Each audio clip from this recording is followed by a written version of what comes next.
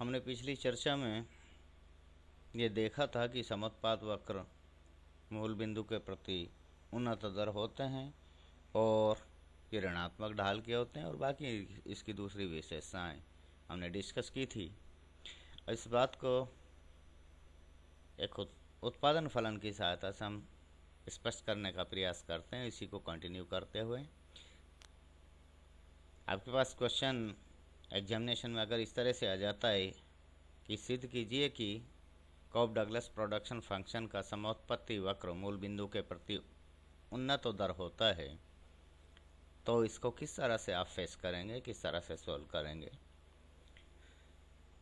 तो इसके लिए सबसे पहले कॉफ डगलस प्रोडक्शन फंक्शन लिखिए जो कि Q equal to L raise to power alpha K raise to power beta है। ठीक है, अब आपको ये सिद्ध करना है कि समोत्पत्ति वक्र मूल बिंदु के प्रति उन्नत दर होता है। और मूल बिंदु के प्रति समोत्पत्ति वक्र उन्नत दर कब होगा? जब वो दो शर्तों को पूरा करें। वो कौन कौन सी शर्तें हैं कि एक तो समोत्पाद वक्र मूल बिंदु के प्रति उसका ढाल ऋणात्मक हो, वो समोत्पाद वक्र का, और दूसरा जो dk बाई dl है उसका स्लोप है, उसका और एक बार डिफ्रेंशिएशन द्वितीय उसका सेकंड ऑर्डर जो डेरिवेटिव है वो धनात्मक हो। ये चीज़ हमें दिखानी है। तो कीजिए साहब। मैंने अभी इसको दो तरह से लिया है, आप देखेंगे अभी आप। सबसे पहले तो एल के सापेक्ष में इसका अवकलन करेंगे तो श्रम की सीमांत उत्पादकता निकल के आ जाएगी। Del Q by del L, जिसको हम एफ एल कहते हैं, ये मार्जिनल प्रोडक्टिविटी ऑफ लेबर है, equal to alpha Q by L. हम पिछले चर्चाओं में इसको बहुत अच्छे से निकाल चुके हैं। चाहो तो आप यहाँ से निकाल सकते हो, मैंने सीधा ले लिया। Alpha A L race to power alpha into K race to power beta, L की घात अल्फ़ा माइनस 1 है, तो एल की घात मूल रूप से अल्फ़ा इंटू एल की घात -1 है, तो इसको -1 को नीचे लिया है तो प्लस हो जाएगी। तो alpha into Q by L हमारे पास बचेगा। इसी तरह पूंजी की सीमांत उत्पादकता del Q by del K equal to beta into Q by K होगी। ठीक है, अब समोत्पाद वक्र का समीकरण सामान्य जो आपने देखा था वहाँ वो ध्यान होगा, पिछले अभी हमने व्याख्यान में लिया था।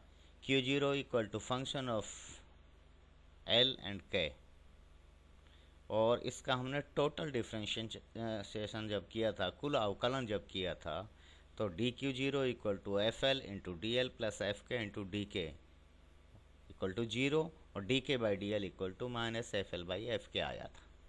ठीक है, ये स्लोप है। तो Q0 हमारे पास अब ये फलन नहीं है, अब फलन ये है। तो Q0 equal to L race to power alpha K race to power beta, जो कि कॉफ डगलस प्रोडक्शन फंक्शन है। कॉफ डगलस प्रोडक्शन फंक्शन का जो है से बनने वाले समोत्पत्ति वक्र का समीकरण ये हो गया। अब इसका कुल अवकलन कीजिए, तो dQ0 इक्वल टू, अब इसका करेंगे तो अल्फ़ा, सबसे पहले A L race to power alpha into K race to power beta into D L, L के सापेक्ष या प्लस, अब के सापेक्ष करेंगे beta into A L race to power alpha K race to power beta -1 into D K. ठीक है, अब क्योंकि Q0 constant utility constant out है, स्थिर उत्पादन है, कांस्टेंट आउटपुट उपयोगिता नहीं है, ये उत्पादन ही ध्यान रखना, इसको करेक्ट कीजिएगा, मेरे से गलत लिख गया। Q0 आउटपुट है लेकिन कांस्टेंट है, इसलिए dQ0 इक्वल टू 0। ठीक है ना, तो इसकी जगह 0 रख देंगे। अब इसको जब हम हल करेंगे तो बराबर 0 रखा और DK को एक तरफ रखिए, इसको एक तरफ रखिए और एल वाले को राइट हैंड साइड ले जाइए। तो उस स्थिति में DK by DL equal to minus alpha by beta into K by L, ये आएगा। और ये क्या है, देखिए D K by D L वास्तव में समोत्पत्ति वक्र का ढाल है। अब देखिए आप, ये धनात्मक या ऋणात्मक यहाँ हम दर्शाएंगे। अल्फ़ा पॉजिटिव, बीटा पॉजिटिव, ये दोनों धनात्मक हैं, ये भी धनात्मक, ये चारों धनात्मक हैं, चिन्ह ऋणात्मक है लेकिन। तो D K by D L का मान है जो ऋणात्मक हो गया, लेस देन जीरो हुआ। अथवा इसे आप ऐसे भी कह सकते हैं, D K by D L is equal to minus F L by F K, जो आपने ये निकाले हुए हैं इनसे भी आप निकाल सकते हैं, तो भी यही निकल के आएगा D K by D L equal to minus alpha by beta into K by L, क्योंकि क्यू से क्यू कट जाएगा, ये लेस देन जीरो। क्यों है लेस देन जीरो, क्योंकि ये जो हैं अल्फ़ा बीटा लेबर कैपिटल ये सभी धनात्मक हैं, अतः समोत्पत्ति वक्र का ढाल ऋणात्मक है। ये बात हमने सिद्ध कर दी। अब देखिए दो तरीके हैं, चाहो तो आप D K by D L equal to minus F L by F K में मान रख के कर सकते हैं, चाहे आप कोप डगलस प्रोडक्शन फंक्शन से बनने वाला समोत्पत्ति वक्र का समीकरण लेकर और उसका टोटल डिफरेंशिएशन करके भी आप इसको निकाल सकते हैं। दो तरीके मैंने आपके सामने रखे हैं, जो भी आपको ठीक लगे एग्जाम में वो काम में ले सकते हैं। इससे ये बात बिल्कुल निकल के आ कि D K by D L यानी slope of isoquant less than zero है, यानी ऋणात्मक है। दूसरी बात, चूंकि D K by D L equal to minus F L by F K है, और जो हमारे पास आया है निकल के आया है वो आया है एफ एल बाई एफ के का जो वैल्यू आई है, माइनस चिन्ह तो ये यहाँ से है alpha by beta into K by L, ये निकल के आया है। इसका एक और बार अवकलन कीजिए साहब, एल के ही सापेक्ष में जब करेंगे।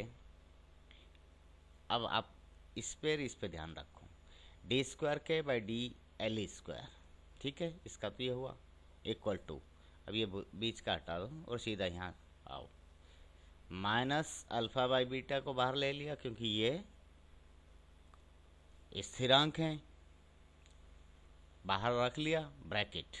अब आपके पास के बाई एल है, अब के बाई एल कोसेंट रूल से इसको आप हल करेंगे, तो इसको u माना, इसको v माना, भाग का नियम, इसको u मान लिया, इसको v मान लिया। और आपके याद होगा यदि कोई फलन u बाई v की फॉर्म में हो तो उसका जो उसका अवकलन जब हम करते हैं तो सबसे पहले तो v को एज इट इज़ रख के u का अवकलन, माइनस u को एज इट इज़ रख के v का अवकलन, बटा में v स्क्वायर, ये होता है सूत्र जो है उसका, या नियम जो भी है वो ये है। वही बात हम यहाँ कर रहे हैं।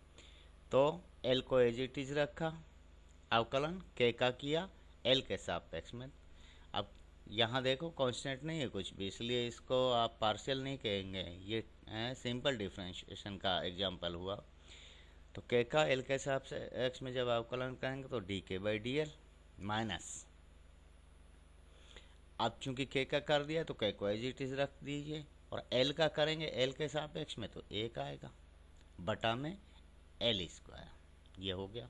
अब ये कर दिया, बस इसको सरल कर लीजिए, minus alpha by beta L by L square ये बड़ा into D K by D L, ठीक है, माइनस के बाई एल स्क्वायर। अब माइनस एक माइनस चिन्ह बाहर ले लेते हैं, जब माइनस चिन्ह बाहर लेंगे तो ये माइनस इस माइनस से गुणा होकर प्लस हो जाएगा, तो plus alpha by beta bracket, अब माइनस बाहर लिया है अपन ने, चाहो तो माइनस से गुणा कर दिया, ये मान लो जो भी आप ठीक लगे, माइनस 1/l, क्योंकि एक l इस घात को काट देगा, 1/l D K by D L plus, अब ये हो गया प्लस क्योंकि माइनस से गुणा हुआ है, के बाई एल स्क्वायर, ये धनात्मक होगा। क्यों होगा? क्योंकि D K by D L ये ऋणात्मक है।